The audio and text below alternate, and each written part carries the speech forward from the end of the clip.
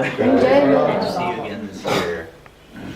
So, once again, we have a couple of these Friday morning sessions, and let me pull up the description of them, which is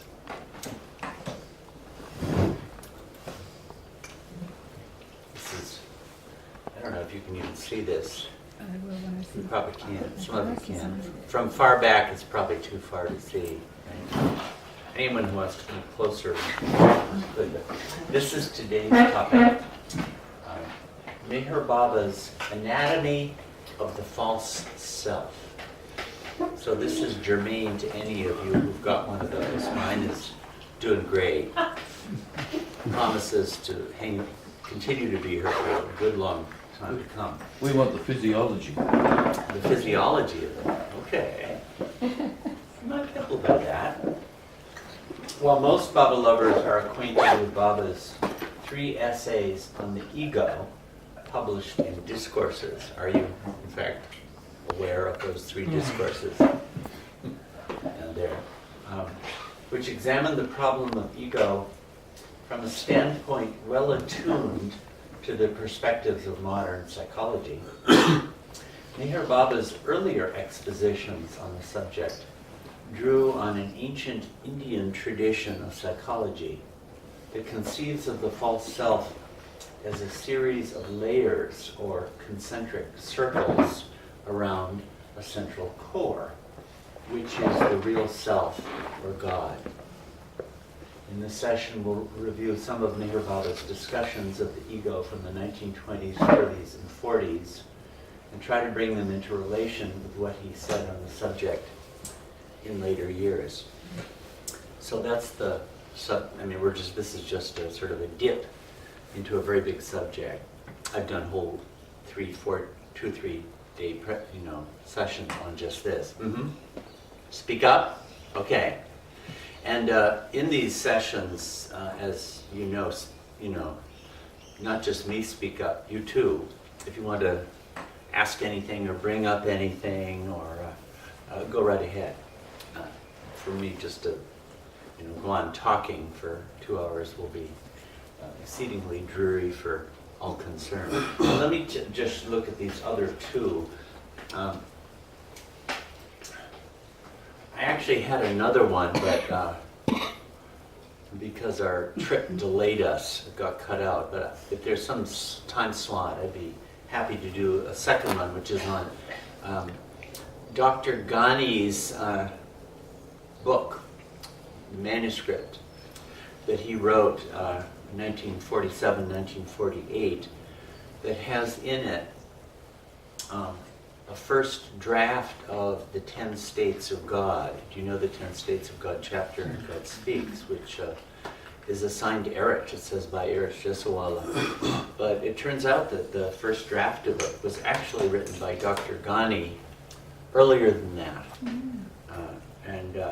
So anyway, I did a whole thing on this at the Mirabad Legacy program back in February. There is a gap I've noticed in these Friday morning talks. Are you away for that gap?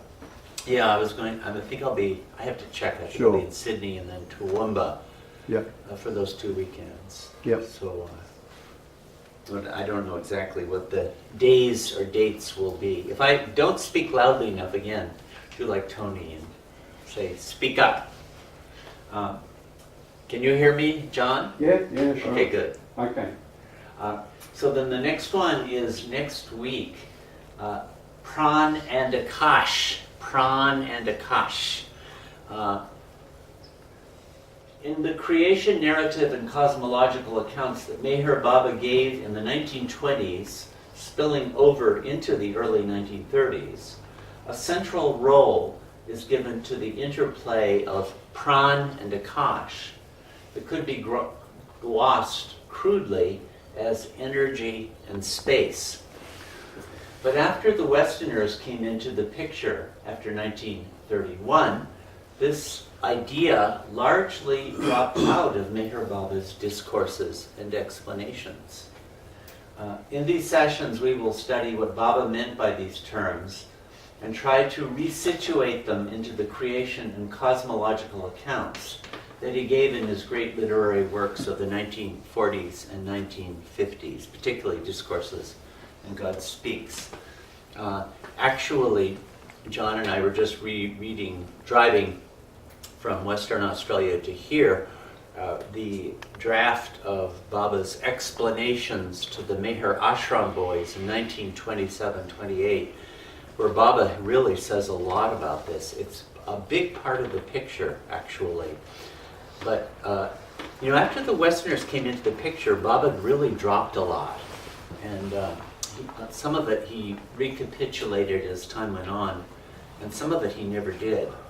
And this is one of the topics that he never did. So the Westerners really didn't. In the film scenario that he was working on in 1934-35, it appears there. But that's about the only place I know of after 1931. And then the last one, subtle physiology. Many of the world's great spiritual traditions explore what could be characterized as the mystical science of subtle physiology. That's the term used for this, which concerns itself with analogical and mystical relations between the human body and the cosmos. Meher Baba never treated this topic systematically, yet he touches upon it in so many places as to leave no doubt that subtle physiology does indeed comprise one important part of his darshana. That's the word I'm using now to mean philosophy. Philosophy is just an inadequate word applied to Meher Baba. So I'm using darshana, which is a standard word for this in Indian culture. In this session, we'll try to explore some of Baba's treatments of this topic and try to see if we can make some progress in integrating these disparate comments and illumination of his into a coherent whole. People concerned with any kind of therapy or medicine or body work or stuff like this, I should think that this topic would be of great interest and relevance. We have yogic, science of the subject, and Chinese medicine has its own accounts of. This is the relation between the human body and the greater cosmos, not God as such, but the cosmos. And it definitely is real. I mean, Baba has said enough things as to, in my mind, leave no doubt about that. But it's hard to make sense of the various comments he made. So those are the three topics that I had worked out. So today is on the subject of is the false self. And the main theme I wanted to be bringing out was that there seemed to be over the collection of Meher Baba's discourses and messages, two different perspectives, two different takes on the subject of the false self that can be found. And they don't seem to me to contradict each other. Maybe they do, but I don't see a big problem that way. But they're quite different. And the one of them, some of you, if you remember those discourses on the ego, three of them, they're really wonderful. And like the first one is on the ego is the seat of conflict. It talks about how the maiavic nature of the ego itself makes it the seat of the scene in which conflicts arise. And the second is the ego as the principle of separateness, where the ego sees itself as separate from an outer environment. And this results in an inward turning where there's a division between the implicit ego and the explicit ego, the conscious and the subconscious, unconscious, things like that. And the third talks about problems of inferiority complex and superiority complex, and the surrenderance of all of this to the master. All of this is presented in a language that seems to me to be really accessible to Westerners. In fact, it seems well attuned to the way that these topics get talked about in Western popular culture and even in Western psychology. I'm not an expert on this. Chris, you work with Jungian stuff, right? And there may be others here who have had some more background on these things. I haven't had much, but it seems that the language Baba is speaking is very well adjusted to the kind of world English-centered culture that we've got right now. Those three discourses are. So that's the fullest expression of one approach, one take, one viewing of the false self. And another characteristic of those discourses is that they're really looking at the ego from the standpoint of a spiritual aspirant who encounters it as a problem. In the spiritual quest, it's showing how it operates, what its sources are, and how to overcome it, things like that. That's the perspective you get in the discourses. But there's a whole body of, they're not developed expositions, but a whole collection of references, particularly from the 1920s, the stuff that's coming into view now and getting published now, but also a very significant treatment in 1943, where Baba provides something like a structural analysis or an anatomy of the false self. And this is very related to the tradition of Indian psychology. In fact, in the discourses he gave in the 20s, many of them actually were given by him in Gujarati, and he'll use those words, that language of Indian psychology that goes way back. It goes back to early Vedanta and other major schools of Indian philosophy were all related to each other. Samkhya is another major school.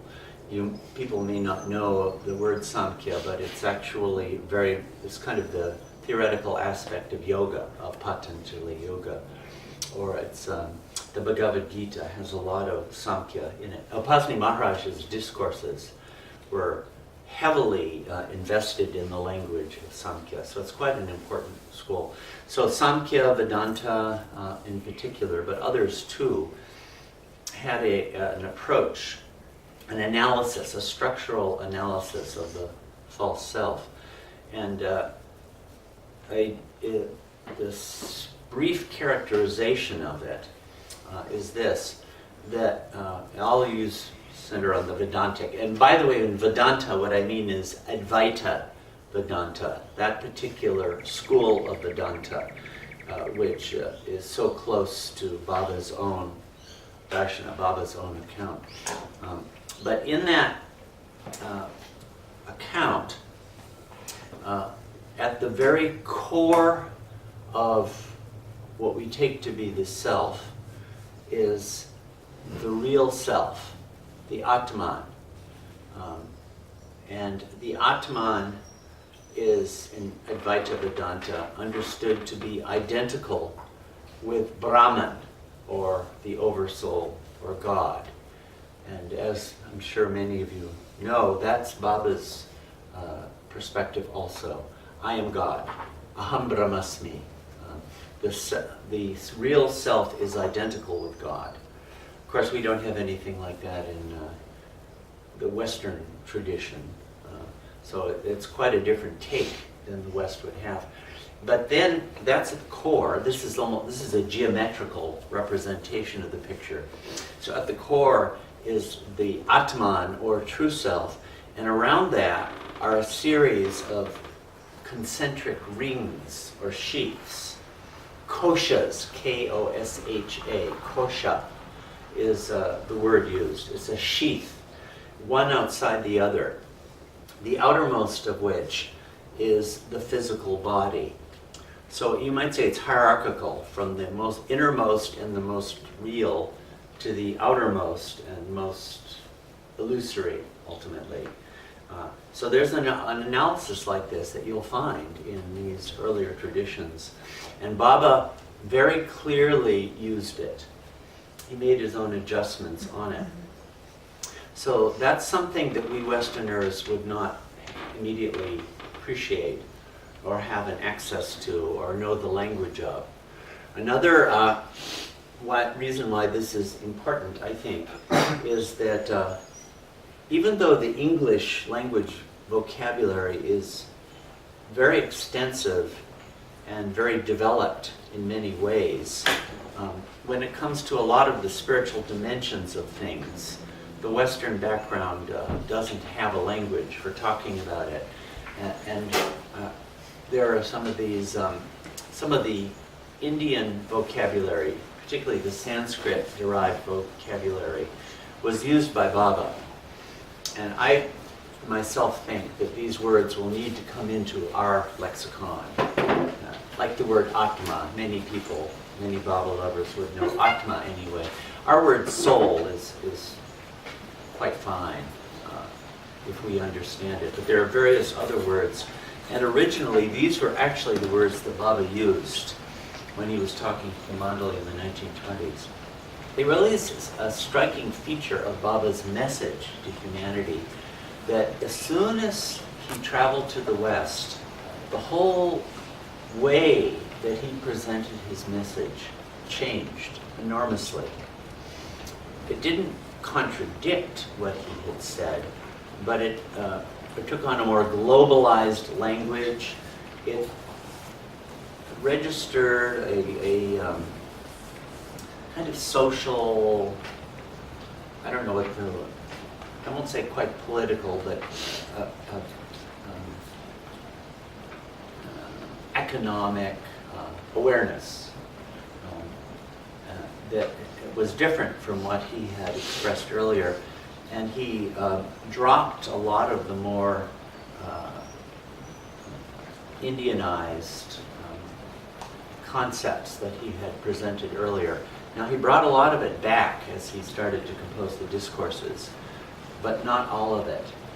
And this whole topic he never did present in a full form in those publications that most people would know about. So I think one of the big undertakings in the future for people with interests in this sort of thing will be to take these two bodies of material, especially what we find in the Discourses and other things like that, with the Indian-based accounts that he had given earlier and integrate them. So that's a venture along, well, actually I'm mostly just going to be focusing here on what this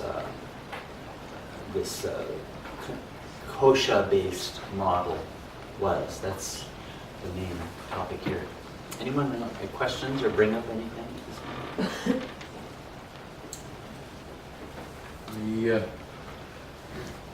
I mean, it's true that we don't have this notion of koshas in the West. Yeah. But we do have this basic notion of both the individual organism and the cosmos of emanating from a central transcendent core, which has a lot in common with that Indian notion. Yeah. But in the modern world, that's less prominent than a view of the human organism as, from a problem-solving point of view, getting rid of all the false self and that is so seen in Freudianism or Jung and so on. So one way of understanding the Indian point of view with this notion of soul at the centre, or in the Western tradition it'd be spirit at the centre, surrounded by soul, and then surrounded by the individual consciousness. Yeah. But the notion of this radiating transcendental thing that is at the centre of everything is pretty, used to be pretty basic to the West. Well, more through that, wasn't that, in what I've read, more through the mystical poets, the Christian mystical poets, that's where that idea with St. Teresa, St. Francis, Meister Eckhart, that this idea was in their work, in their poetry, but something that the politically a thing of the Roman Catholic Church didn't much agree with or take on. From classical antiquity, I don't know if this is related to what you're talking about, but central to the Christian worldview, the philosophically informed Christian worldview, really throughout the Middle Ages, was an idea of the great chain of being. Is that part of what you're meaning? And that is related broadly, where all of existence is seen ranged from the transcendental God at the uppermost, the angels next, human beings are at the top of the physically incarnate chain, then the animals, plants and minerals. And the human soul is understood to have its mineral aspect, its vegetative aspect, its animal aspect, human aspect, and a divine aspect. That is broadly, there's an affinity between that and the Indian. Did we ever have, and I've never studied psychology, but I'm not aware that there ever was an account of the human being that had that idea of layers and I mean, there'd be a spirit in that. And there'd be a struggle between the angelic and the... No, I don't think they used the layers thing at all. Anyway, this would be a good subject, there, you know, to... They use the layers differently, that's all, but not spiritually. But is it a hierarchically organized where the innermost is the most spiritual? No, because in developmental psychology, say you've got Maslow's layers, but it's like a triangle, so that you're starting like at what's really the gross survival level. But it's not related in any way to spirituality. So in self-development, you would climb the way. You climb to the top. Jenny recapitulated Yeah. And when you get to the top, you are sort of like a level that perhaps Mahatma Gandhi or Nelson Mandela would be. That's a level 6 or 7 person, but it's still self-development. It's still developing your potential or actualization is another word. So it's implicit in the concept of authenticity, which is kind of sits there all along as some reference point, which is deeper than just thoughts and feelings. But they're not saying that that's the next step would be to be spiritual. So a girl once said in our lectures that they talked about Mahatma Gandhi in the top and you see this nice pyramid and she says, well, what happens next? So there's never really any what happens next, is there? Well, except Jung. Except in Jung, I'm talking about Well, this is a topic that goes way beyond what I've ever studied. I'm not really expert on psychology as such. Freud said also the 3 layers, ego and super ego is sort of also the reverse. The foremost is the most basic.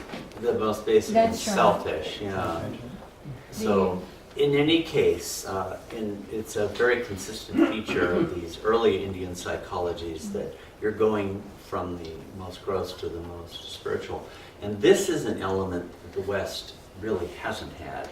And that is that core of self. We have, actually our English has a nice orthographic feature. We can have a small s and we can have big S, self, to express this distinction. That the self of ourselves is in fact identical with the oversoul or with God. And the great tradition which really, as far as I know, introduced this idea to the whole modern world.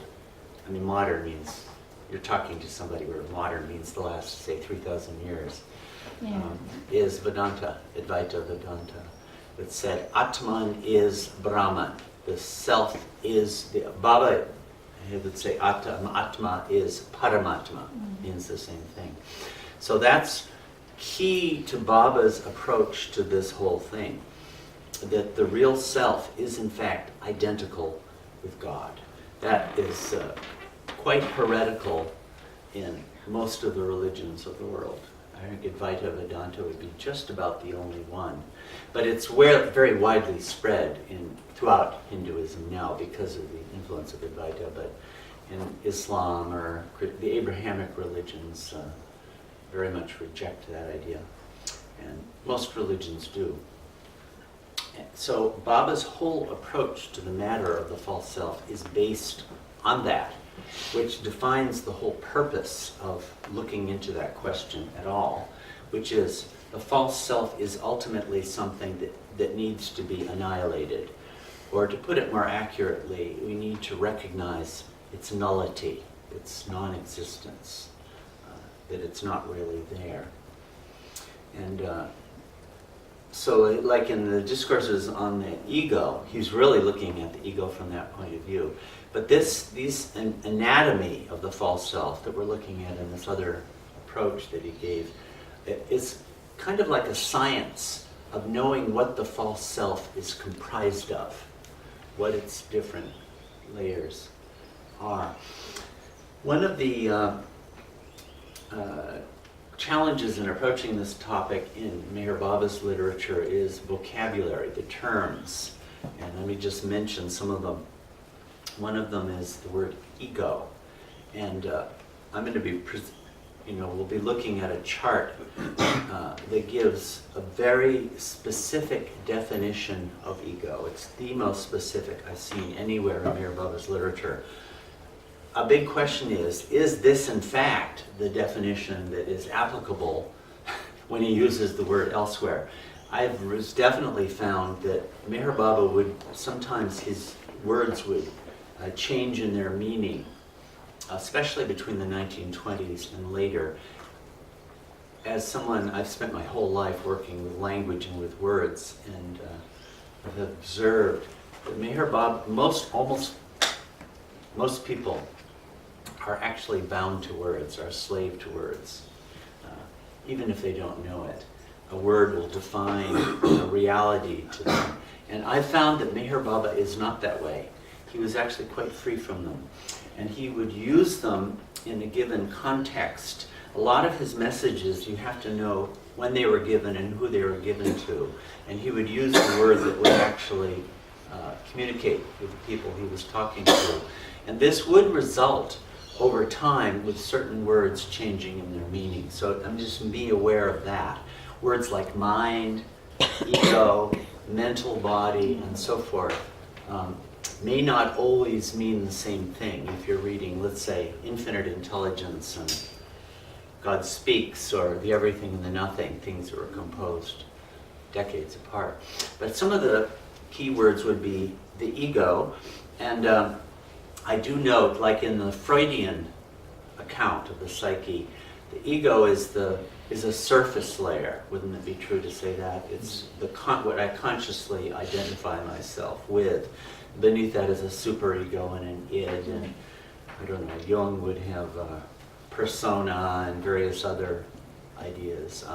Well, to Baba's use of the word ego makes it something much more fundamental than that. It's not just the surface persona. It's actually quite deeply rooted. Also, Baba's use of the word mind, he uses it in a number of different ways. It can be quite confusing. Sometimes he would use it really as a word for false self, but other times he'll use it for a particular layer of the false self. Mental body also. I had always thought mental body is identical to false self, is identical to mind. But we'll see in some of the things today that actually I think he often would use it to refer to what in the Indian languages are called manas. Manas, you know the word manas, or man is the short. Meher, mana, arati, apanao. I forget, mixing my RTs there. But that's the word for that, which is a certain layer of the mind. And there are a lot of other words in this whole Indian psychology that come into the picture. So let me move on to look at some of these Indian backgrounds to this. Let's see. One of the, continue to chime in, by the way. I'm not an expert in psychology, and you could probably, some of you would have a lot of angles on this that I won't. Are you all hearing me? Am I speaking loud enough? Okay. When we're talking about the false self, the religion that was most focused on that problem was Buddhism. Last year we had a couple sessions on that. I'm not going to spend a lot of time, but the root perspective in Buddhism on the self is that it does not exist. And the enterprise of Buddhism is to realize its nullity, its non-existence. Thus we have, let me see. This is the term that's relevant. Anattama, or there are three characteristics of experience in Buddhism. These are some of the most original teachings, probably from Buddha himself. Everything is impermanent, anitya. Everything is, they will say suffering, but it means it's dissatisfying ultimately. Dukkha. And the third, everything is soulless. Everything is fundamentally empty. So the Buddhist analysis then takes, the enterprise is to realize there is no such thing at all. But then how do you actually deal with the fact that I seem to have a self? In Buddhism, there has a model that is like what we're going to see in Vedanta and with Baba, of concentric sheaths. They have 5 what are called skandhas, 5 heaps. What we consider to be the self is really non-existent, but it's a heap, 5 different heaps of things. There's matter, there's sensation, there's perception, there are samskara, mental formations, that may be, it's the same word, and it may be related to Baba's use of samskara, and vijnana, or consciousness. So you can see that it's moving from the outermost to the innermost. And I've seen various, at least modern presentations, that will show this as 5 concentric sheaths in a geometric model. In Vedanta, the innermost is real, but in Buddhism, that too is illusory. Now in, let's see, in Vedanta, let me go to the next one, yeah. But here's actually you'll see this in Stay with God. Francis references this particular construct. Advaita Vedanta, that's the non-dual branch of Vedanta, the branch that sees the Atma as identical with Brahman or Paramatma, the reality. Tony, you would have been in your Hare Krishna days dealing with the school. Yeah, but it was simultaneously one and different. Yeah. So it's a slight variation which I cannot elaborate on. They call that Vishishtadvaita. That's another school. Right. There's also a school of Vedanta called Dvaitya, which is dualistic. So not all Vedanta affirms this, but the most important I would say, or certainly the most related to Baba school does, that the soul is identical with God. And but there are 5 sheaths around it. Anyway, maybe some of you might remember in Stay with God, Francis referring to this. You got one wrong. Hmm? You got one wrong. He misspelled one, yeah. He did. Misspelling comes up a couple times. Just a letter. Just to make sure you're paying attention, John. Yeah, yeah. But the outer, in fact, Baba uses some of this language right in God Speaks. So the outermost sheath, I don't know, you could see it better here, but this is being depicted in geometric terms. The self, and then the inner, okay, I'll come from the outside. The physical sheath, or the gross body, the energy sheath, or the subtle body, the mental sheath, and they call that the subtle body too. Baba gave the term mental body to that. The sheath of wisdom, you see, all these are part of the subtle body in the way that this has been translated into English. And the sheath of bliss, or the that's the causal body. These are the terms that they use. Annamaya kosha. By the way, some of you may have seen in, I think, the very first chapter of God Speaks, the gross plane is called the Anna Bhuvan. Anna means food. It's the food plane. That's because, we all eat too much. So you just eating, the gross plane. And the pranamaya kosha is the pran. You know the word prana, right? So that's the subtle sheath. The manomaya kosha, made of mind stuff. We're getting this word man, which is related to manas. Vijnanamaya kosha, a knowledge or wisdom sheath. And the Anandamaya kosha, the bliss sheath. And in Advaita Vedanta, this is what we go to in sound sleep. We're not conscious, but we immerse ourselves in the bliss sheath. And that is why when you wake up you're refreshed, because you've been immersed in the bliss state. Some of the key terms, now we really are getting into stuff. This would be the language that Baba used a lot. In fact, I might go to another. Okay, I'll come to that later. We have the word intellect, but that's often used by Baba I think personally, to translate buddhi. And sometimes in talking to the mandali, he would use the word buddhi. Buddhi. You probably bumped into the word buddhi. You could translate it crudely as intellect, but it's actually something more than that. It's almost like I think of it as like a flash of lightning. At the core of the self in Advaita Vedanta is pure consciousness. Chit is the word used for it. And the flash of consciousness, whereby it is directed at specific objects, whereby it identifies the particularization and momentarization of consciousness that's going on all the time for us, right?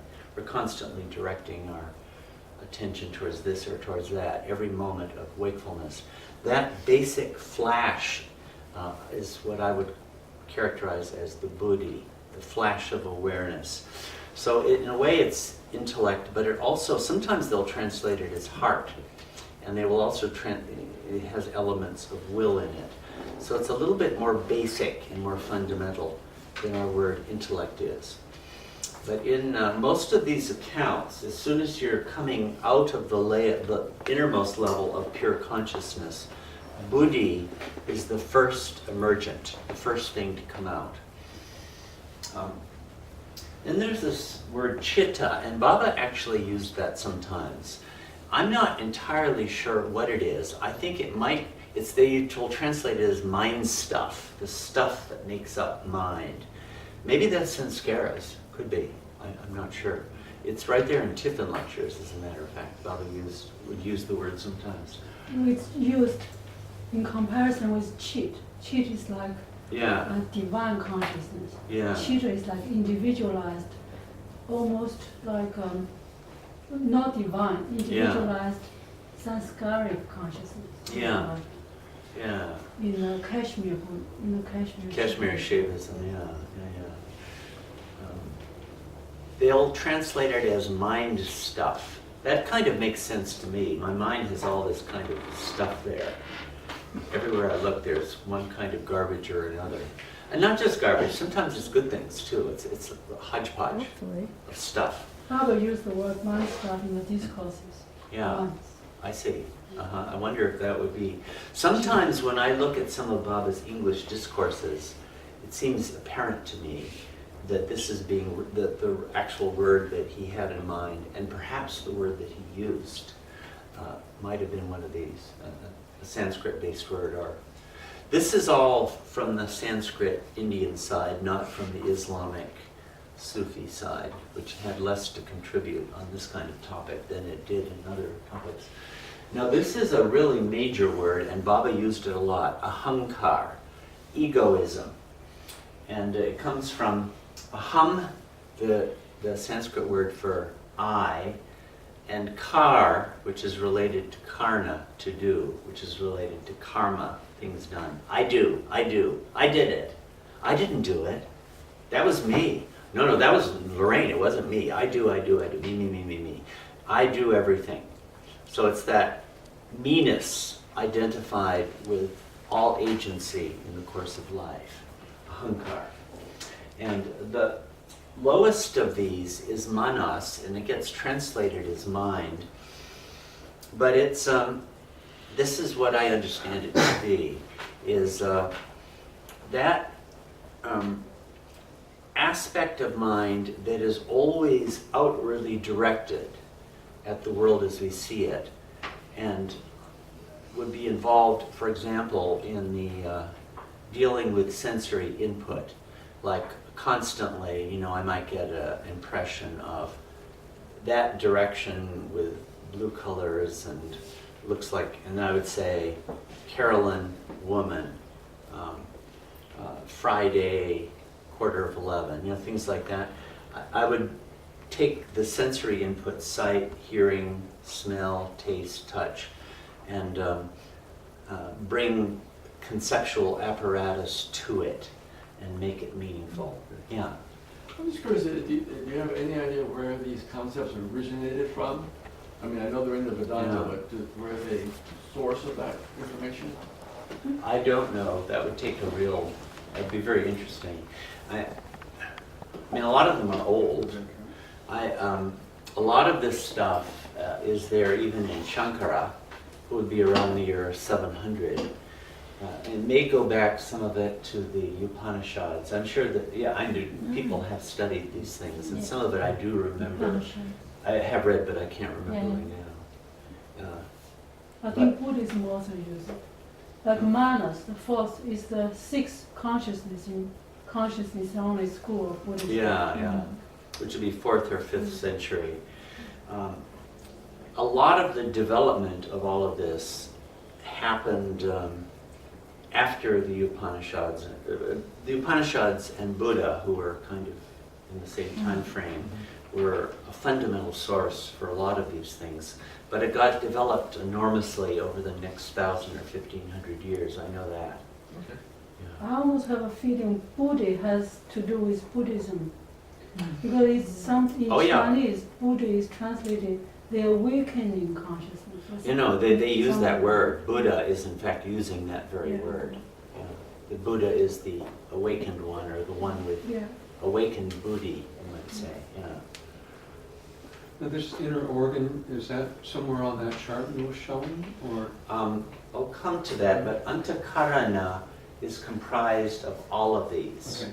So sometimes when Baba uses the word mind, it appears to me that he's using it actually as a English word for antakarana.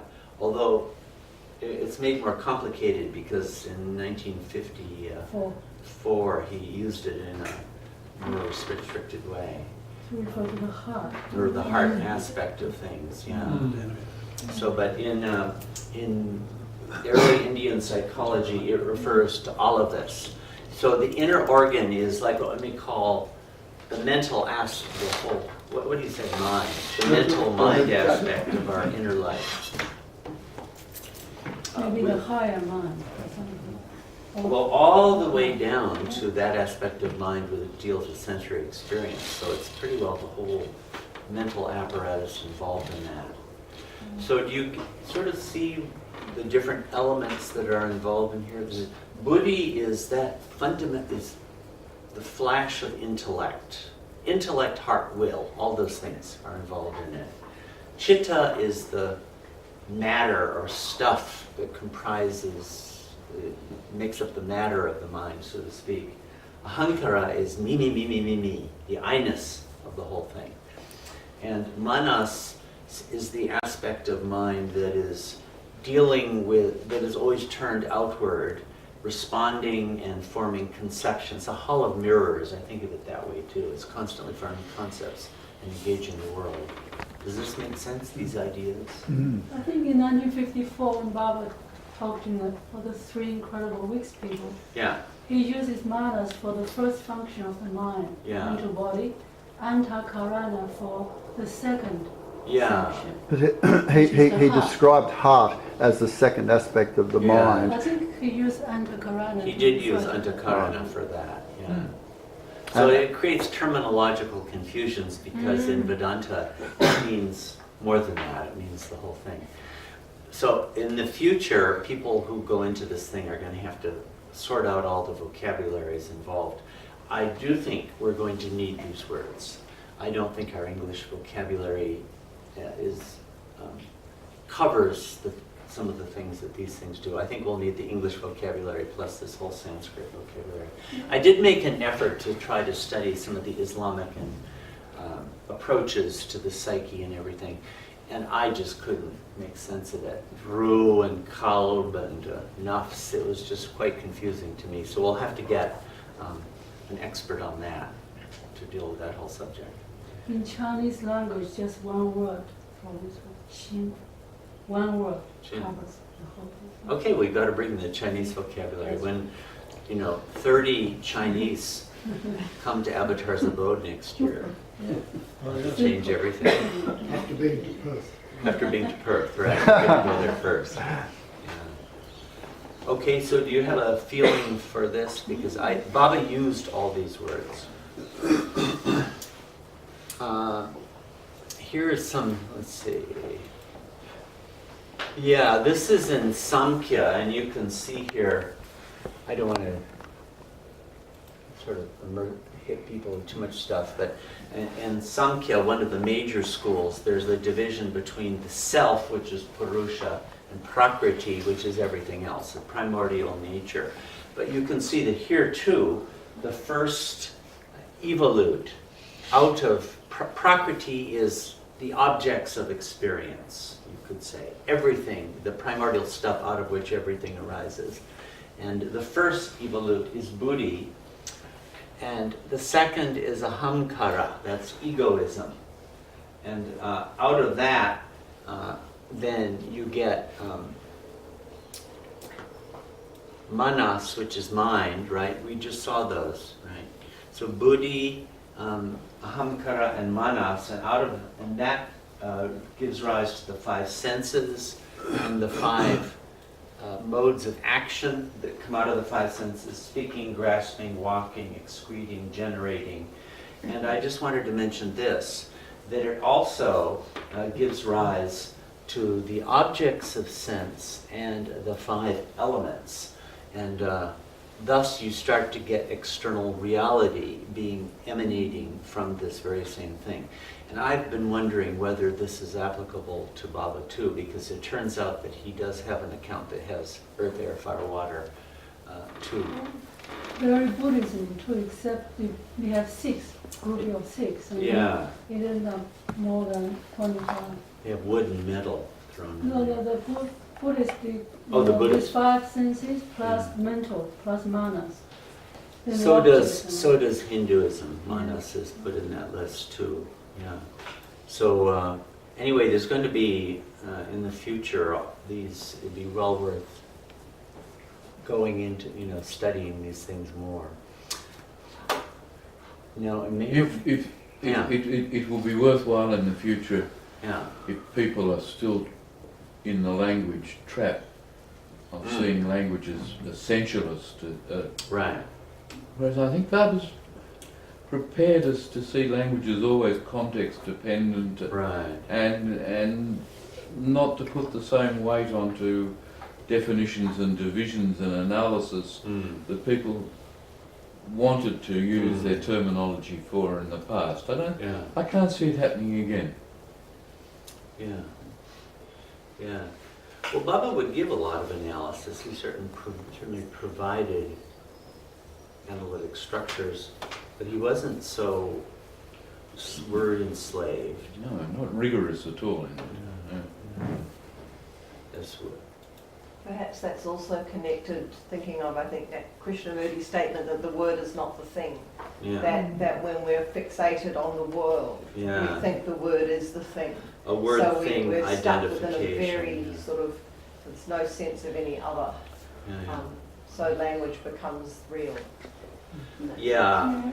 In the introduction to Everything and Nothing, Francis said, these discourses Baba gave are like a preparation for us to when he utters the word of words. So I feel in that case, these are quite important. So when Baba does break his silence or whatever, so these are like foundation, we know where to refer to what they mean. So they are not all that unimportant, I feel. They're quite important. Well, I mean, Baba talked about these things and they have a value. So when you're trying to look at the self, I think it is helpful to know what some of the constituent organs of it are. Like in the physical body, the heart and the liver and the lungs and so forth. Well, these are some of the elements, some of the constituent parts that comprise the false self. But they appear to be hierarchical in the Vedantic account and in Baba's account too. But I just wanted to show you now, you start to see a lot of this. Let's see. This is from Infinite Intelligence. And Baba is talking about Dharam, by which he means to say a typical ordinary person. Oh, but if I do this, I can both expand it and have the thing in my laser pointer doesn't show up here. But anyway, so thus Dharam has the gross body, and behind it, the subtle body, and behind it, the fine body. That's a word he used at that time in Infinite Intelligence. It doesn't mean mental body. And behind it, the individual infinite false mind, false I, ahankara. You see, there it is, the very word we were talking about. Ego. And behind it, the universal infinite false mind. And behind it, the infinite false mind. And behind it, the infinite intelligence, which is the God term that Baba used in this book. So you can see concentric, these are a series of layers from the outermost to the most real. And it's illustrated in this diagram here. Here you have the gross bodies, the subtle bodies in yellow, in blue the fine bodies in that green shade, the individual infinite false minds of Dharam, Rustam, Jal, Padri, Pendu, Arjun. And these are all emanating out of an Om point. And at the upper end you have the universal infinite false mind, the infinite mind, and above all, the infinite intelligence, right? So you can see this kosha approach to what constitutes an individuality, what constitutes a false self, from the most real to the least real. Here's something that we actually put in this diagram but here's what we took it from. This is a Tiffin lecture, sorry. The outermost manifestation of truth here is God, or Atma, or the reality. The outermost manifestation of truth is our gross body, Shtul Sharir. Baba used that word throughout infinite intelligence. Shul. Just inside, next to the gross body, is our subtle body, Sukshma Sharir. Just inside, next to the subtle body, is the mind, Man. And Manas would be the same basic word. Just inside, next to the mind, is the intellect, Buddhi, right? Just inside, next to the intellect, is egoism, ahankar. And this all suggests to me that Baba actually was dictating this in Gujarati, and Chanji probably translated it. But not in the same order like the Hindu. You're right. You're right. Baba did a revision there. Yeah, we'll come to that. And just inside, next to egoism, is truth, Satya. So we did this we created on a basis of other charts, but gross body, Shtul Sharir, inside that is subtle body, Sukshma Sharir. Inside that is mind, or Man, or Manas. Inside that is intellect, or Buddhi. Inside that is egoism, Ahankar. And inside that is truth, or Satya. Elsewhere he would call that Atma, or it's God at the core. So these are all koshas, concentric sheaths. And Baba is very clearly using the whole Indian system as the foundation for it all.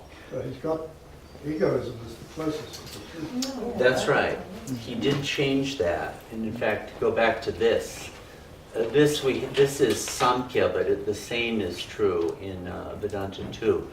Prakriti being the primordial stuff, the infinite plasticity out of which everything arises in Samkhya. By the way, you'll find Samkhya in the Bhagavad Gita. If you read Upasani Maharaj's Discourses, it's very heavily filled with Samkhya language. Was Baba using chalk on slate or alphabet board?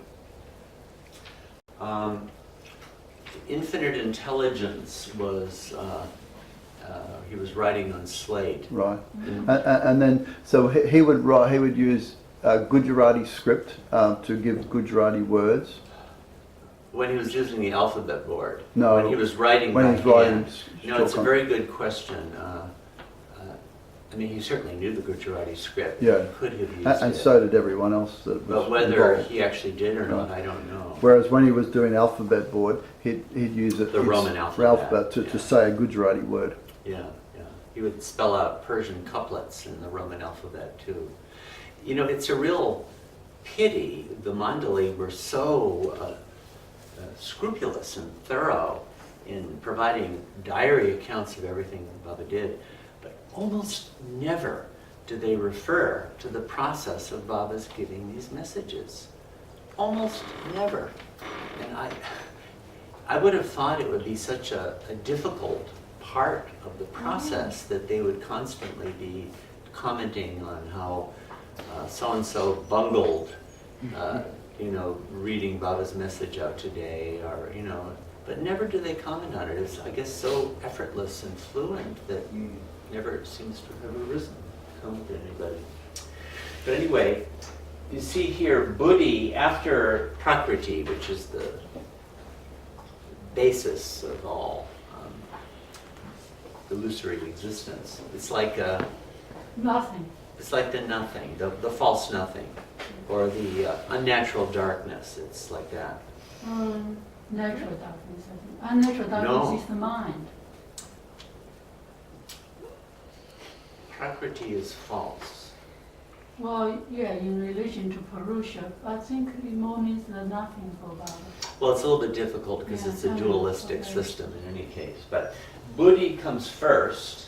That also, though, intellect or will. You see, Buddhi actually has will connotations too. So it's not just intellect in our way of saying it. But below that is ahamkara or ahankara. You'll see that in the Hindiized version of the word. And that's egoism. You see, but as several of you have been pointing out, Baba reversed that. So that was a basic change. He put ahamkara, or egoism, as the first evolute, and out of that, buddhi comes. So that's actually, if you're into the... Did he do that? Huh? Did he actually do that? Well, all his representations showed that way, yeah. Yeah, because Buddhi could also be like the first urge or the whim or the will to know yourself. It's Which more keep limited it than that. really close to the dark. Yeah. Is it, you know, But there's that... I don't think it's something quite that primordial. Right. But in any case, Baba, you see, intellect is actually here. Yeah. Buddhi and egoism is more fundamental. It's closer to the root of the false self. So that was a change. It's interesting you guys noticed that, because I've always been struck. Baba calls it in God Speak the seat of individuality. That's That is it. We're going to be coming to Yeah. that. That's also the ego. And then to be transformed into the real ego. The other Yeah, person, the before false- something, just before the ego. You guys are roaring from the 1920s right up to 1943. That's right. No, Where Baba 1950. talks about this. Yeah. Yeah. Let's see. Yes, so let me just, okay, I won't try to talk about this. But there must be a place in There's another one. everybody's inner self Mm, where we have that first urge. yeah, So must be true. that has to happen first before we even get anywhere. Baba did say in God Speaks several times that the mind has three aspects: thinking, feeling, and desiring. And the highest is desiring. Isn't that interesting? And the reason that when I think about that, what is the highest of all desires? Love. So desire is like love in ignorance. So, you know, if Baba gives the analogy of a tiger meditating on a deer, like that. It's actually love on that level. So, I mean, the very highest of all desire would be Mara, you know, which is pure love, 100% love. So it does. Baba used longing for that later, longing other places. Yeah. Desire is longing for God. Which he associates with the But mental. perhaps from God's point of view, the most essential thing would be the will to know yourself. Yeah. I know those things are combined in the word buddhi. It is Yeah, true. that's what I'm You know, wondering. will and the thinking of the mind and feeling also. Sometimes they'll translate buddhi as heart, as a matter of fact. But anyway, Baba put it, okay, so now here is the most important single chart relating to this subject. And you can also, this is the way that Rano drew it. That got published in 1943 in the booklet, The Divine Theme. And I wanted, let me see what, here's how it appears in God Speaks, the same chart. And in my opinion, they really need to redraw it, because this is extremely confusing. Actually, the first time I tried to work this out, it took me an hour before I got the sense of it. But in the original form, it's quite clear. Now, what this is a representation of the false self from the beginning to the end. So it's a very important chart, and there's nothing else like it anywhere in Baba's teachings that I've ever seen.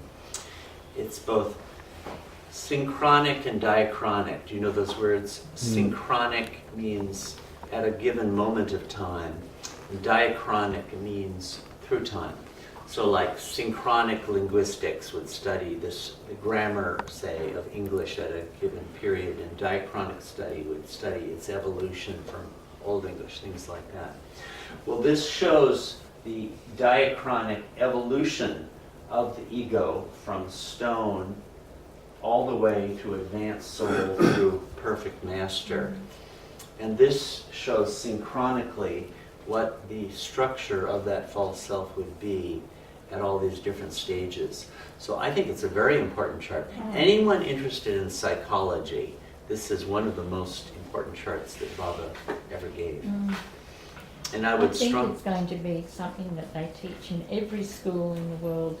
I am absolutely Everywhere. sure that that will happen. Yeah. I'm sure that's the case. It'll happen. Yeah, there's no Sure. doubt. And so, except for those of you who are on the plains, this is you and me, mate. This is what we look like. Maybe I think I have another version. It might come out a little bigger. Let's see. I think I do. Yeah, here, let me expand it here. So this is ordinary human beings. So this is the most developed version of this Kosha's model of the false self that I've seen anywhere in Meher Baba's discourses or in his literature. And it's the explanations that appear in the book that it's in don't really go into the details of it at all. So really, basically what we got is the chart. But I think it's really significant. So here, going through the different layers, S means, what do you think that might be? Soul. Soul. Or self, maybe. Yeah, I think it's soul. If they were been 1926, it would have been A, Atma, same word. When was this done? 1943. Baba, in that year, that was in the middle of World War II, which was a tough time to have a sahabas. You know, transportation was very restricted, and getting food and water for sahabasis was a real problem then. But nonetheless, Baba called 100 of his male followers from around India to Mehrabad for 4 days. And in the course of that, the centerpiece of it was actually these two diagrams. You'll see versions of both of these in the back of God Speaks. These are Rano's versions, which I think are much nicer and better in different ways. This is, we could spend a long time on this, but these are the two charts that were used at the time. And in fact, the centerpiece of the entire gathering was a meditation. They always say on the chart. And I don't know which of these two that would have been. But he had the whole group. He first gave explanations of the divine theme. Do you know the divine theme? It's the story of the journey of the soul from the whim of God all the way through human form, through the planes, through the realization of God. Baba began using that term, the divine theme, then. He had in the discourse also, one of the eighth discourse on the fourth discourse on meditation gives a beautiful written account of the divine theme. It's an exquisite piece of writing. It's the best short account of it. And there he used the term divine theme. But Baba had been explaining the subject from as early as infinite intelligence, although he didn't use the phrase divine theme back then. But it had really emerged in the early 1940s as kind of the centerpiece of Meher Baba's darshana when he would present it to the world. And God Speaks is built on the divine theme. It traces its course through the divine theme 3 times in the course of its 10 chapters. It's the first chart that they were meditating on. This journey of the soul from A to Z. Does it say that somewhere? Yes, in Lord Meher. Where did Or is Meher it get the it journey from? of the soul from A to Z? Look, from Yeah. A to Z. Yeah. That I'd want to chart. see the primary sources and be Oh, sure yeah, that they might have just looked at this chart and No, this is the one Baba explained at the 1943 meeting. yeah, no, From it A to is. Z. No, it probably is this one. But I'm not 100% sure myself. I just recently read it, so that's Yeah. So this is and let me get back to the. And when I expand it, you can't quite see everything, but okay. So here are the sheaths, 7 sheaths, 7 koshas around a core self. So S is soul. The next layer inside is actually consciousness. It's not ego, it's consciousness around the self. And the Sanskrit word for that is chit. You know, Sat Chit Anand, Sat Chit Anand. That's the word chit here. Sat is from astitva, means existence, and chit means consciousness, and anand means bliss. So this is, okay. So consciousness then is there.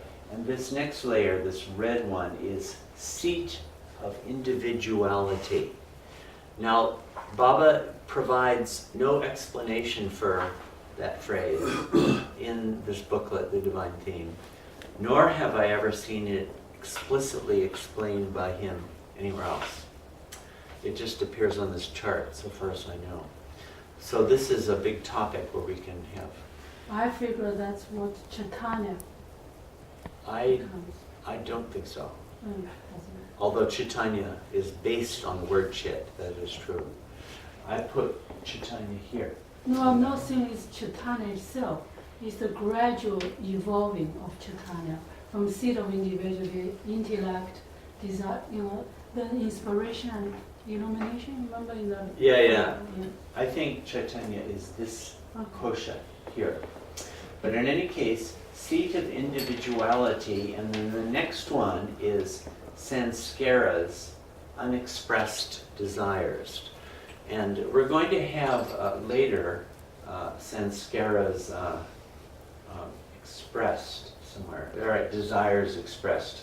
So what I would take this to be is the body of the mass of our sanskaras are located in that layer, right outside the seat of individuality.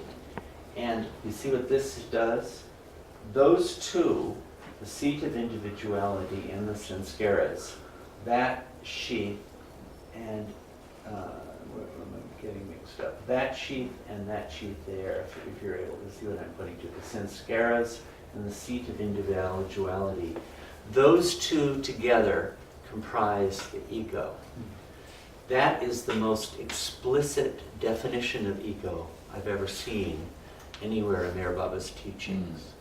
And a very big question that I have is that definition in that explicit way what is operative when he uses the word elsewhere? And I've read through the discourses, the 3 discourses, which are dictated by Baba. They were published in 1940, the last months of the year in the Meher Baba Journal. And I think it's quite possible that that definition is good for those discourses. Could be. I think those discourses talk about the ego from the perspective of consciousness. This is from the structure of the ego. No, the perspective is completely different. But if you take that definition of ego given here and use it in the discourses, is it adequate? Yes. I think it is, actually. But others could look at it and make up their own opinions. I'm just bringing up the point, you can't be sure that the same word is always used the same way. But isn't this an interesting, yeah. Some part of it, that discourse, with those discourses have some part of it that relates to that. Yeah. And then there's quite a big section which just is functional. Yeah. How the ego actually functions, what it actually does, what it's responsible for, and how it's put into practice by this part of it. So it's like there's 2 parts. There's that plus the functional part. Yeah. And in those discourses, Baba will explains the essential nature of the ego as false, as empty, as always preferring the false to the true. It's almost like the seat of Maya within the individuality. But he never gives a structural definition of what makes it up. But here he does, in any case. So when I'm thinking about this, the seat of individuality, he doesn't say individuality now. He says the seat of individuality. So I would take that to be, it's like the primordial root of I am separate, I'm different. And the sanskaras are all the all the stuff that comes with that. And those two comprise that reactive core that is the ego. That's what I think about it. What do you think? It makes sense, because it's sanskaras that make us feel we are separate. Yeah, but they're associated with, there's a seat where I'm different, and the sanskaras are I'm this way and that way. Yeah. But it's almost prior to anything intelligent. You know, it's that reactive me. That's the first thing. Is that on? We are one the Is same. that the first thing impressed upon consciousness, or what's? You got consciousness, Yeah, and then the first impression is always I. yeah, actually, yeah, and God Speaks, Baba, in the text of God Speaks, Baba doesn't bring up seat of individuality, but in the second It's about chapter, individuality, though, doesn't he? As the first impression, he doesn't use individuality, but individualized soul. the moment the individualized soul consciousness. had its first experience, Yeah. that is its first sanskara. He has said that. And the first experience coming out of that first sanskara is contrariety. That and which is a Is that And implies me, self it's- and other? right, It's the concept that it realizes that it's separate. right, Then the first impression. contrary. And I It's think I stuck take on. that contrariety also to imply there's something wrong here. Because I am infinite, unlimited, unbounded, but by God I'm this little teensy-weensy stone, or less than that. There's a radical contrast between what I'm experiencing and what is real. But then as soon as it does that, then it gets its seat of individuality, like its little throne, and But sits here it puts seat of individuality before that, before anything else. there.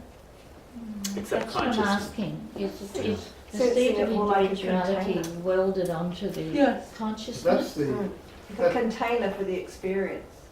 They are Yeah. not separate. Sanskaras and seed of individual, they are not separate. Well, Baba is giving them separate koshas. Yes, in terms of language. But I think we the have- seed of individuality is almost like the very root Yeah. principle, I am different. I am That's separate. that's caused by sanskaras.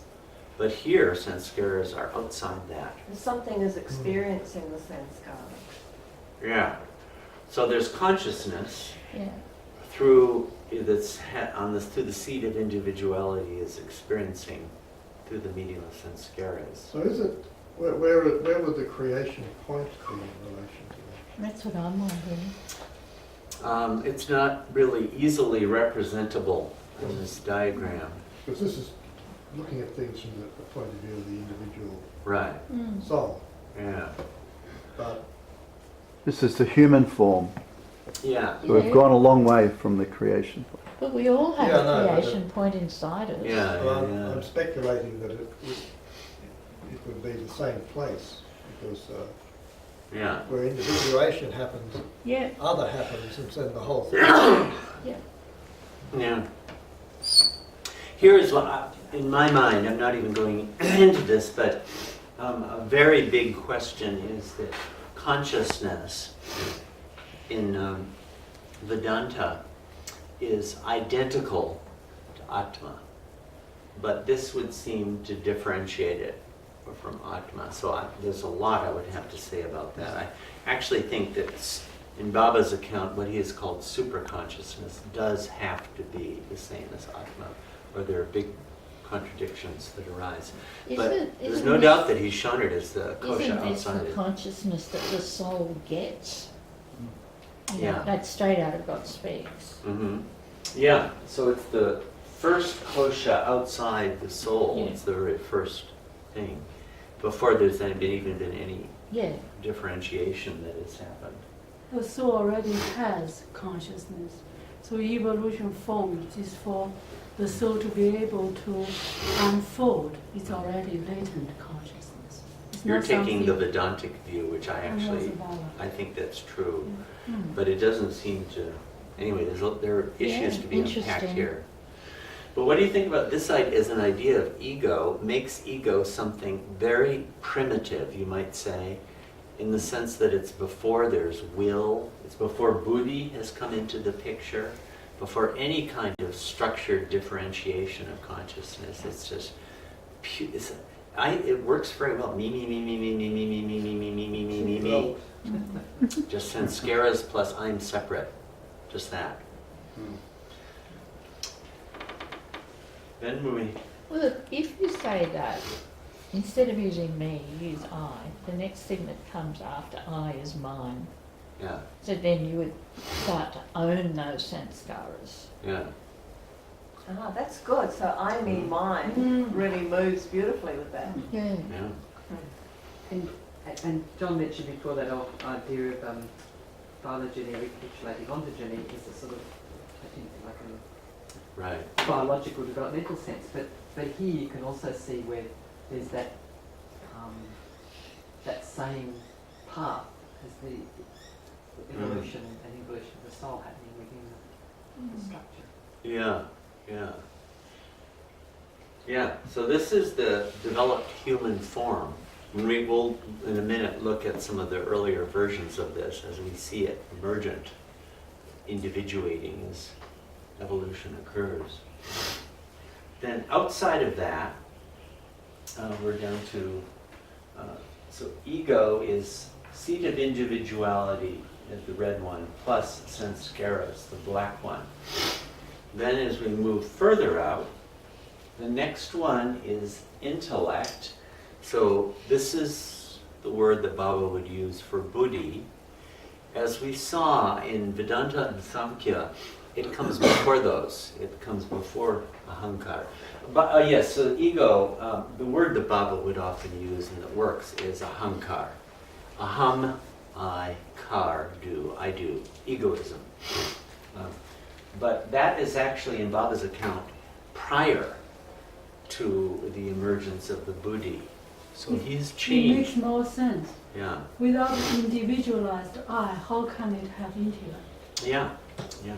Baba clarifies things. So he did reverse that, and that's a reversal that applies to Vedanta, it applies to Samkhya, thus yoga, because yoga and Samkhya are often characterized as the theoretical and the practical aspects of the same thing. There are 6 great darshanas in early Indian philosophy, and they have the same fundamental psychology, as far as I know. Yeah. Do you think getting stuck on the geometric representation of this is misleading? It could be just like dropping different, if they're a different colour, dropping it all into a glass of water and it just becomes a mix. So we could be a mix rather than layers. Or is that... No, it could be. That certainly is our experience of it, that's for sure. We experience it all as a hodgepodge, mixed together.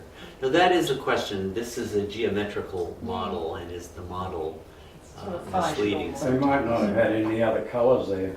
An artist speaks, yeah. What I just interrupted it. What I feel this is important because it's not just theory. It directly relates with what Baba says about the different paths to God. For example, Baba said in Raj Yoga, you meditate, then the mind stops. It is only the mana that stops. It doesn't even reach the intellect or touch the intellect. So as soon as the samadhi finishes, all your ego, your desires come back. So Baba doesn't encourage us to do those kind of meditation like Raj Yoga. So it's very practical when we have a general idea about it. Yeah, no, I'm not... I think it's great to have this analysis. Right. Right, but it is true that in human experience it's like all in a cup and we don't see. But if you introspect and try to analyze, let's say, I would think in meditational practice in ages ahead, this would be very useful. You know, in the Toga period of the Prem Ashram, Mirashram, Pramashram in 1928. It's not so well known, but the main activity was meditation then. And the boys were meditation mad. They would get up at 1 in the morning and meditate. And Baba did say that meditation would emerge in the future as the avatar period passes and the secondary paths emerge into the foreground. Meditation will be the foremost of those. And I would think that in the course of introspection, an understanding like this would be very helpful. To know what is, oh, this is my buddhi, this is my intellect, oh, this is the reactivity coming out of the seat of intellect with its sanskaras. But that, I think of those two as reactivity, you know, me with colorations of sanskaras. That's the first thing before any kind of higher, I don't know what you'd say, activity of the mind in which will comes into play. Will hasn't even come into play yet. Where does the intuition aspect come into it? We'll get to that, Oh, actually. okay. Yeah. In fact, why not deal with it right now? Oh, the next one. Yeah, this is intellect, but let's do mind and then we'll come to that. Intellect and then this is sanskaras, no, wait a second, a mental body. See, so he's using mental body as not the entire mind at all, not the entire, what Vedanta would call those 3 layers antakarana, the inner organ. And I had thought that a mental body meant that. But Baba is using it in a very restricted way, just as this one sheath there, right? And to me, it's very clear he's using this as the English expression for manas, which means that. It's the surfaced mind that's always looking out and responding and conceptual, bringing concepts to bear on the input from experience. It's actually, in Indian psychology, as in Buddhist psychology, it's one of there are 6 senses: seeing, hearing, smelling, tasting, touching, and mind. They all put mind as the 6th there, and the word used is manas. So I think that's what mental body is there. It's English for manas. And these two together, the mental body and the intellect, comprise what Baba has called mind. Now, beware of the word mind. Baba has definitely used it in different ways. Even in this very book he does. Once he uses it referring to all these layers together, and here he uses it referring to just these 2 layers. But mental body plus intellect is mind. So mind is these 2 layers, and ego is those 2 layers.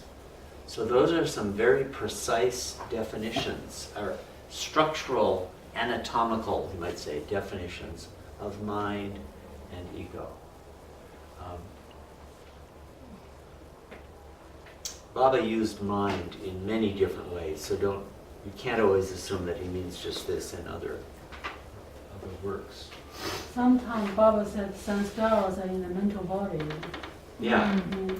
I know mental body is another phrase that Baba would use in many different ways. This is part of the limitations of the English vocabulary, so I do think in the future we're going to have to take in these various Sanskrit-derived words from it. But now, for what John was asking about intuition and all those things, okay, let's finish this and then we'll look at the diachronic where that will come up. Then outside of that is the subtle body, and outside of that is the gross body, the outermost ring. I'm going to get out of this because we're not able to see it very well. And you see this arrow here? This seems to, you'll see different versions of this throughout, like here on the subtle plane, sorry, on the first 3 planes. It goes only from soul out to the subtle body, right? Mm-hmm. And in the next one, it will go only from soul out to the mental body. So this seems to refer to the gross conscious individuality. The consciousness goes right out to the uttermost kosha the gross body right there. That's what that arrow means. You get that idea? So somebody on the third plane, it would only get as far as the subtle body. Why is that? Well, you're not conscious of the gross body anymore. It doesn't get to the outermost layer anymore. Here. And the subtle body, Baba never really, that I've seen, explained very much anything specific about it. Deshmukh in Sparks of the Truth once says it's almost like a gaseous, vapory likeness of the gross body.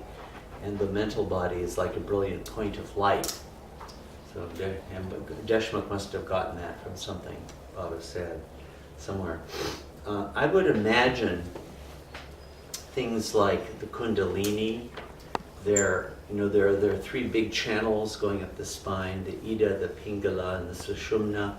One is the lunar, one is the solar, and then there's a central channel. I would imagine that's all relating to the subtle body. And there's supposed to be 72,000 nadis, or channels, streams of energy or pran, they say. Again, I would imagine that's probably all the structure of the subtle body.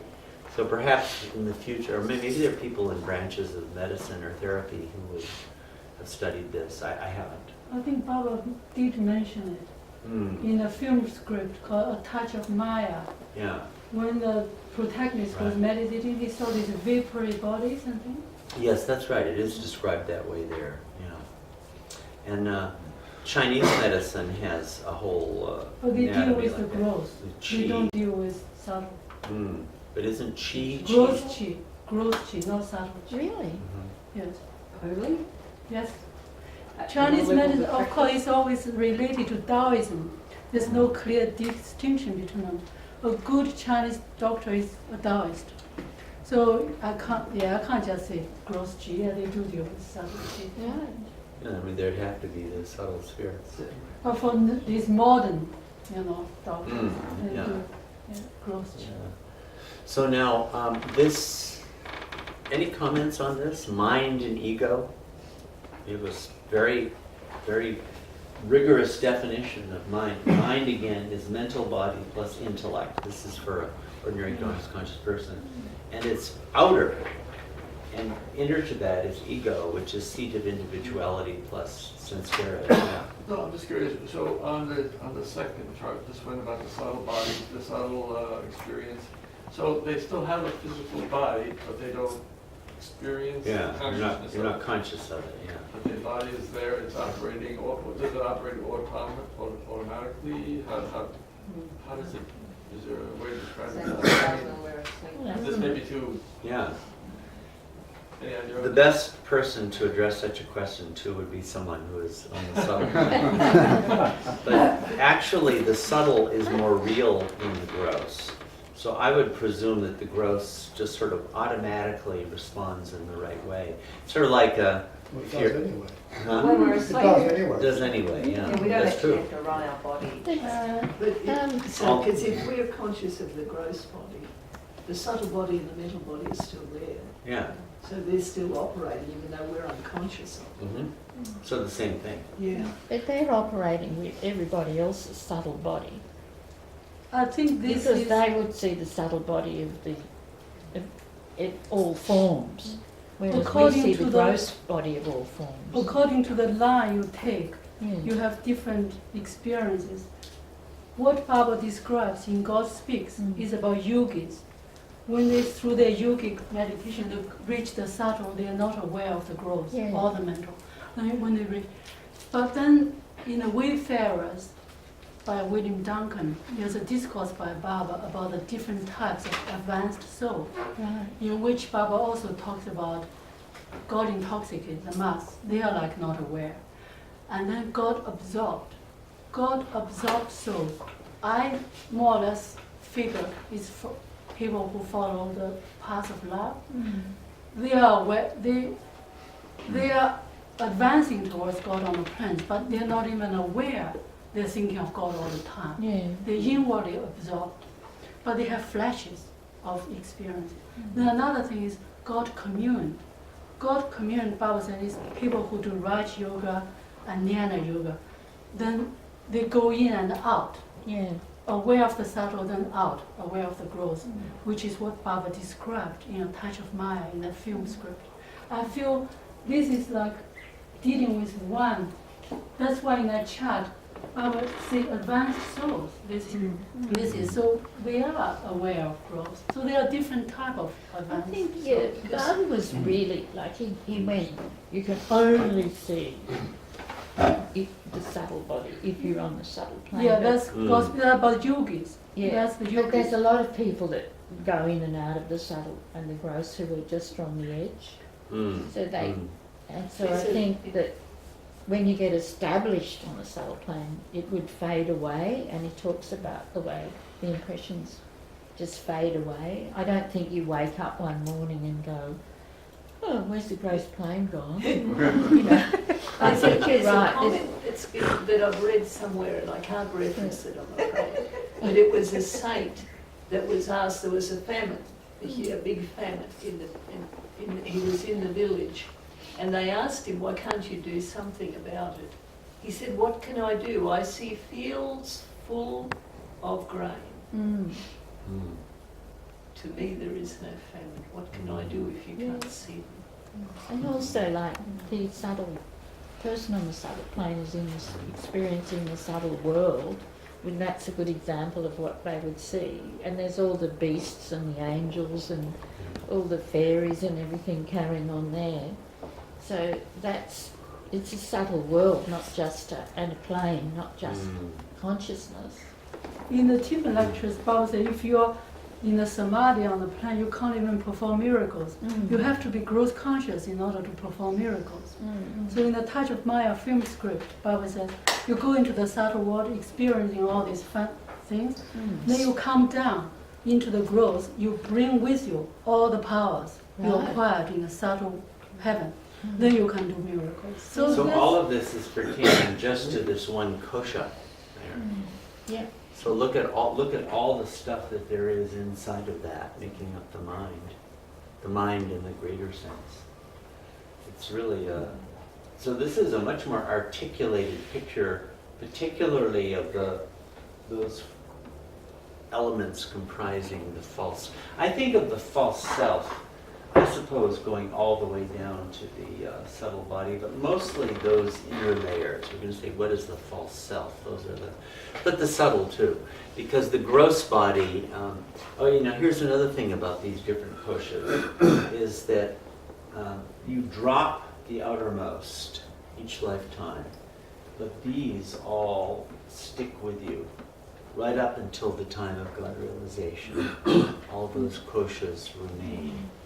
Although when you take birth again, it's molded into a new form, which the gross body is a likeness of. It sheds its skin. It sheds its skin, yeah. To a snake, yeah, in that sense. Now, this one, in fact, let's look back. Baba gives here this is really quite a fascinating and significant chart. Gives an account of the evolution and individuation of the ego from the very beginning. So at the very beginning, this is stone form, you have the gross body, and here you have slightest consciousness. Remember, in the human form, consciousness, outside soul consciousness is the first one there, and gross body is the outermost. Well, in stone form, you've just got those two. The slightest consciousness plus a gross body. And the consciousness goes right out to the gross body sheath. Just two sheaths. I have to believe, because Baba, for many, many reasons, because one thing Baba has said, the human form is there from the very beginning, that these other sheaths are latent, but they're not expressed yet. So what this chart seems to be showing is what is actually coming into expression. And so the next one, vegetable, stones and metals, vegetable form, you see what's been added now. most undeveloped instinct between the sheath of slight consciousness and gross body. So, John, you're saying about these other things. Well, this is actually the same sheath that later on becomes intellect. And the word that Baba used for this in infinite intelligence was Chaitanya. And I think that that's a very useful word. So this is the aspect that really evolves and changes throughout this whole process, and it becomes intellect in human form. And it goes on from there. Yeah. Just a fantastic bit of research recently of someone training plants. Yeah. In the same way as you might train a rat or anything else. Yeah. And they would respond to a memory of something, of where sunshine had been, I'm kind of paraphrasing the whole thing, sunshine had been the day before or the week before, and move in that direction in anticipation that there will be sunshine there at another time. So there was a learning functional mechanism going on, interacting with the environment. Yeah. Stones wouldn't do that. No. They don't have that. They don't have that kosha. Yeah. But I guess this kosha is enough for the plants to start responding with their environment in that way. Now, in worms and reptiles, and in fact this is true for the next several kingdoms, you get one more. Once again, soul, then the next is consciousness, more consciousness. It was slight before. Little developed instinct. And now you have undeveloped subtle body.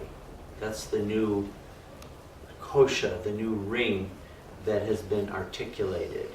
It wasn't there in plant form there, but now it has emerged.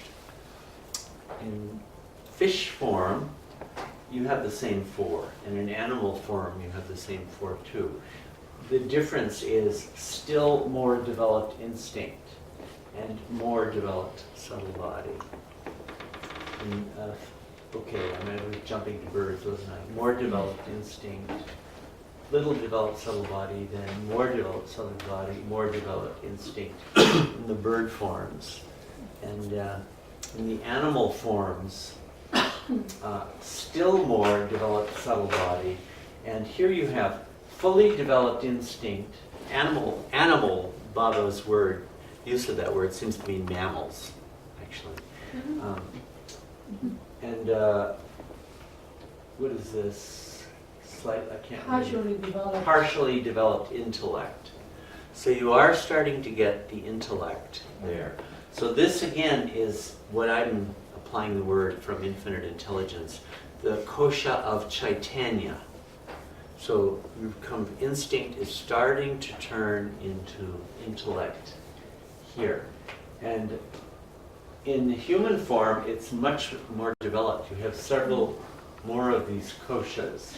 You have the mental body, you have the seat of individuality, and you have the kosha of the sanskaras.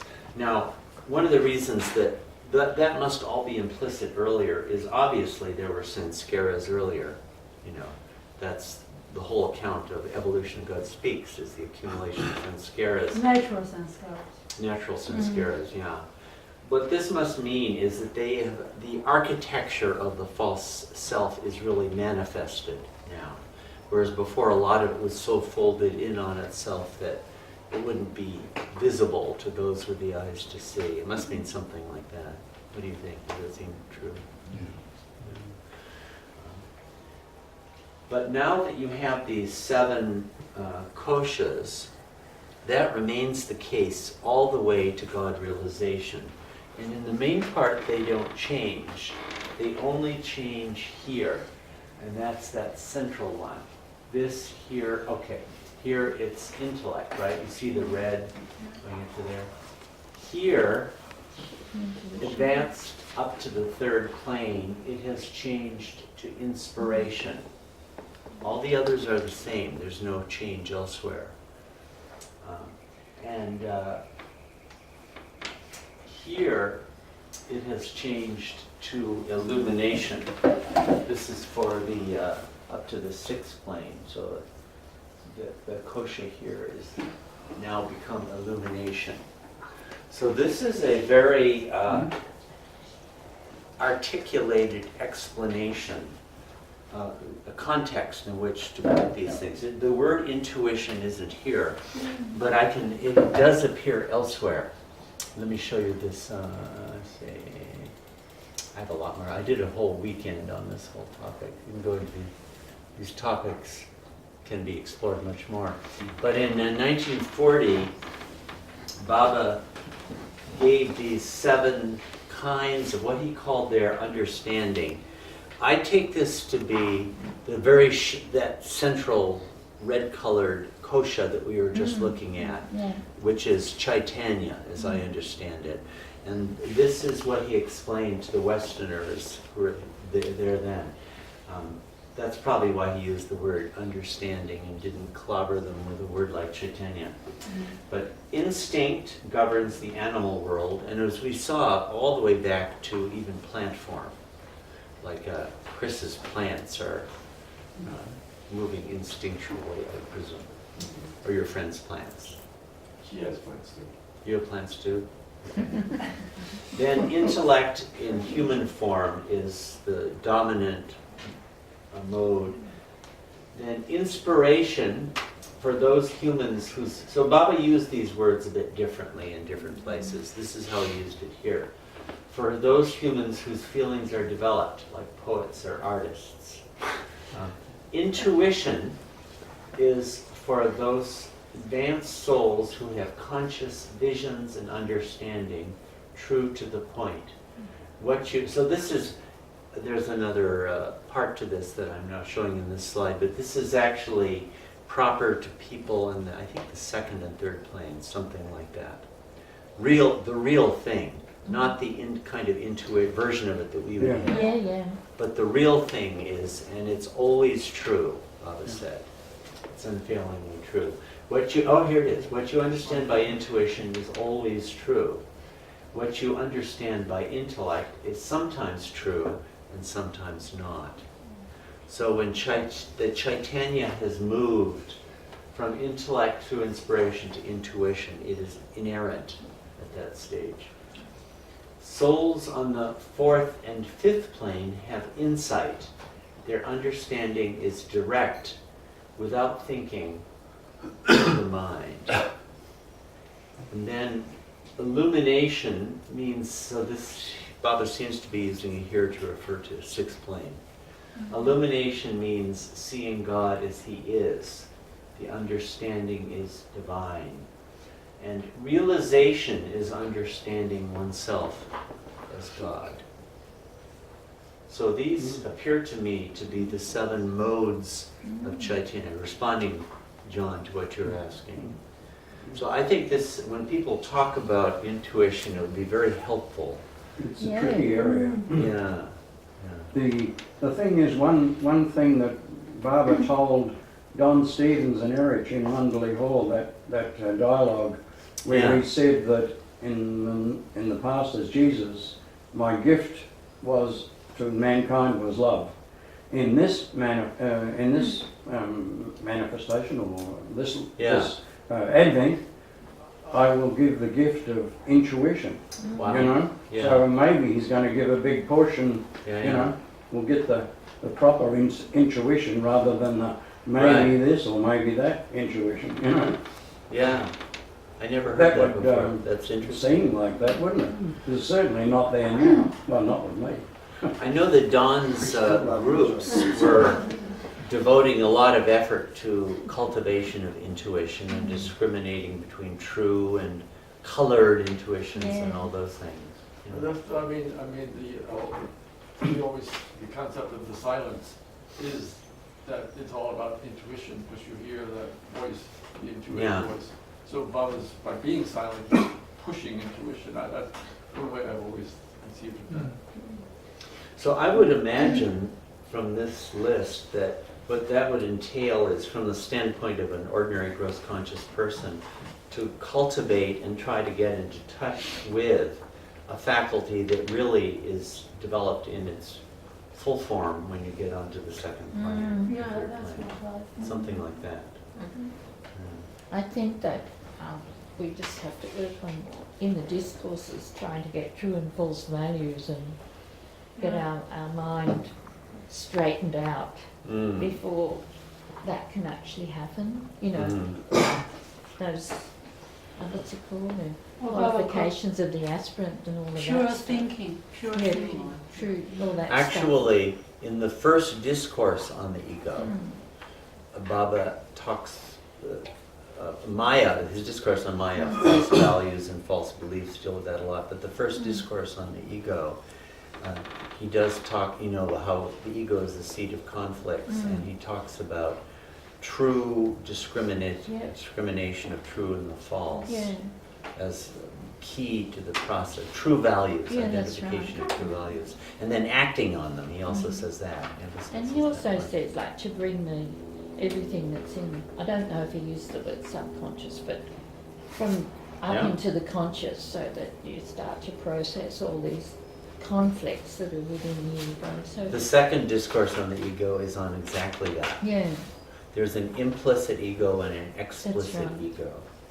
there's also the inferiority complex and the superiority, all Which that is the stuff. third discourse on the ego. It's on exactly So on that. he does give us a lot to work on, hopefully, to get our minds in a position where we could function with intuition. Yeah. So a lot of these things, in Baba's discourses, he's really talking in terms that are relevant to a spiritual aspirant dealing with these things.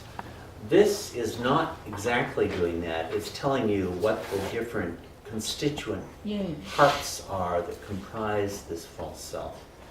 So I would think that to really, and this is just the Chaitanya part, but these charts we've been dealing with, I would think it would be very helpful to really assimilate this structural analysis and bring it to Baba's discussion of the ego in the discourses and other places. You know, if you're aware of what some of these different elements are.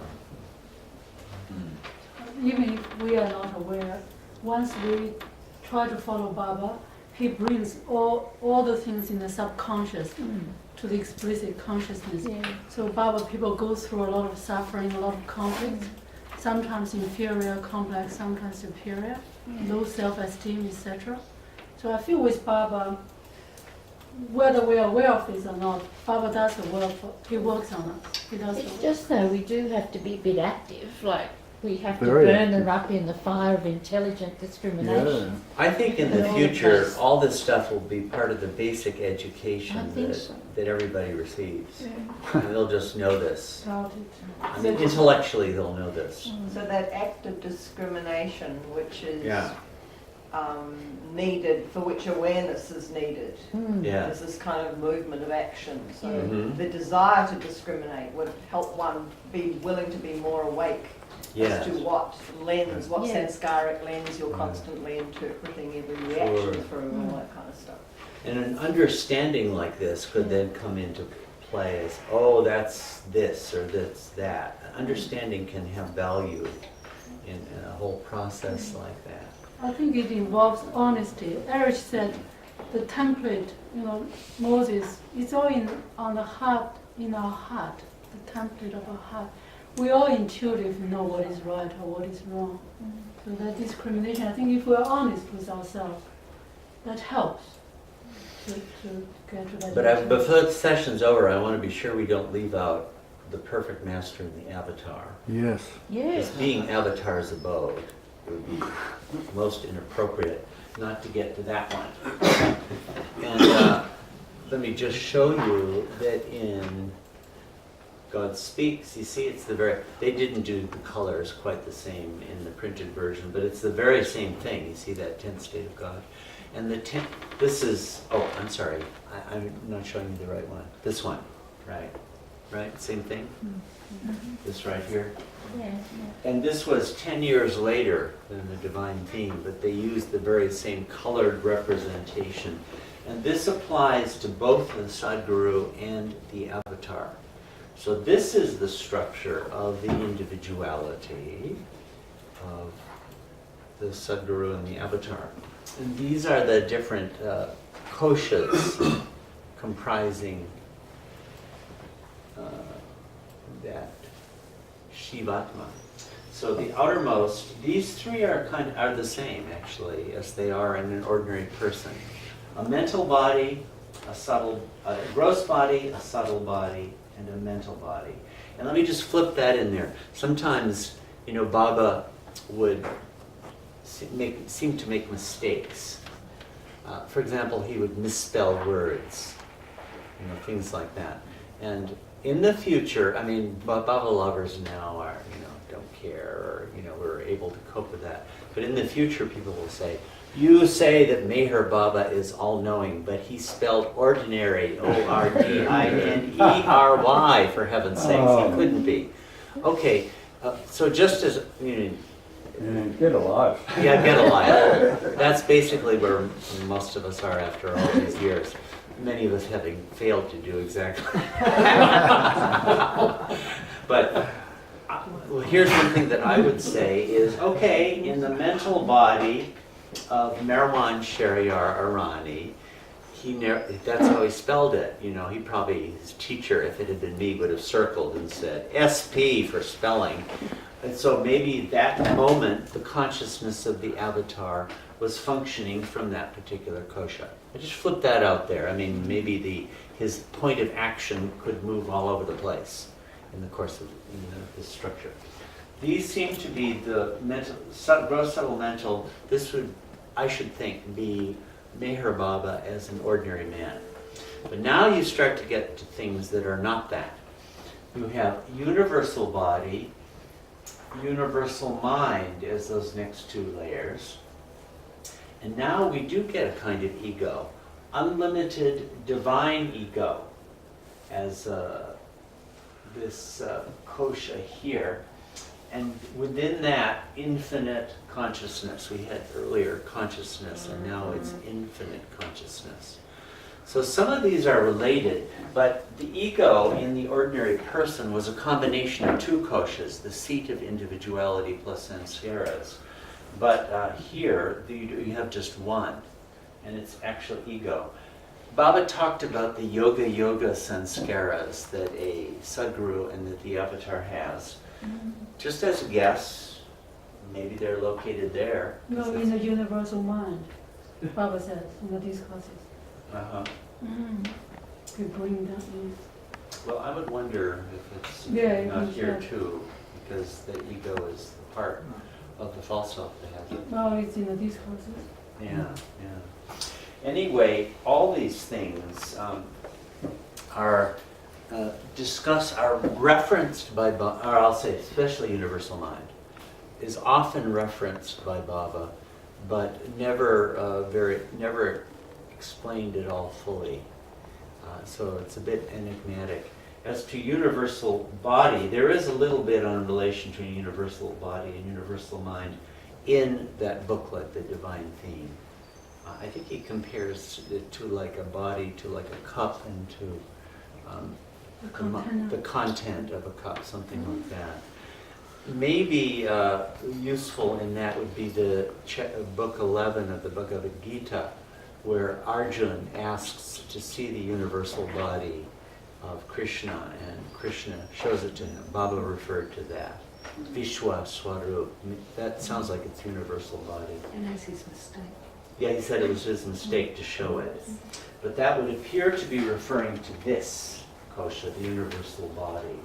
Baba says in God Speaks and other places that for the God-realized person, there emerges a new body, which is called universal body. Yes. So that universal body does not correspond to those we were talking before. Yeah, The gross body, no. So that's something new Yeah. for a God-realized person. And also the universal mind requires That's a universal almost mind. like a transformation of the mental body, of the mind, false mind.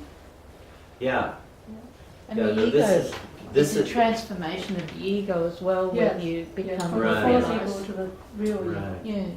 So these three are stuff that we don't have. Do they replace the ones from the other, are the three that they replace? Well, it's a good question. What happened to the antakarana, those four tiers? Could we Seed see of that? individuality, sanskaras, buddhi. Can you show both of them at the same time? No. I I'm can curious to only, see them, so I can yeah. put them together from somehow. I can only do it in this whole big chart, which is kind of hard to read. Yeah, I'm going to see, okay. Yeah. I'm just curious to see what they, how they can. No, it's a very interesting question. I've wondered that What's your too. question? Hmm? What's your question? No, I was questioning those three bodies that we don't have. Are they replacing? Yeah. Yeah, What yeah. bodies are they replacing? They're Or what- transforming or the what- Yeah, they're What layers are they transformation. Like the replacing? real ego replaces the false ego, Yeah. Baba said, in somewhere, in the earth. Yeah. All of this, I would raise the question, is Baba using the word ego in the same way? But I would bet he probably is in that case. And the But then some of these individual other becomes things like universal the mind. universal mind and universal body, I don't see any precedent for that. The individual mind in the becomes the individ- universal mind. Yeah. That's right. The They universal transform. body is a new thing. That's the Mm. correct person. Yeah. And what does it replace in the, Universal body we don't have. This is a new thing. I know, Well, I think in it's transform, replacing something. I think can transform without replacing. I think Ah, Yeah. It's a transform. means of Yeah. it's a But means what's of it replacing, but transform? they're transforming from one thing to Right. the, from a state, from one state to another state.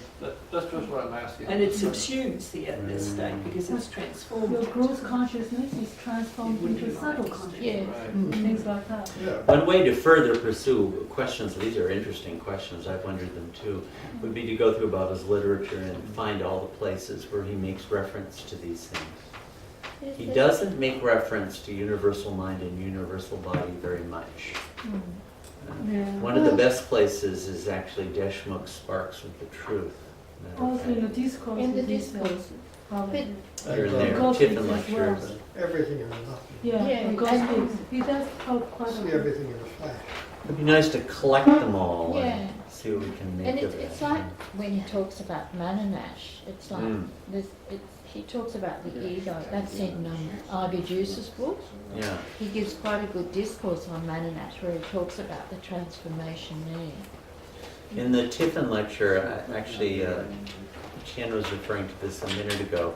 What Baba does, this would not be about the perfect one, but about a ordinary person, that in Raj Yoga Samadhi, what you do is you don't annihilate, but you temporarily annihilate the mind.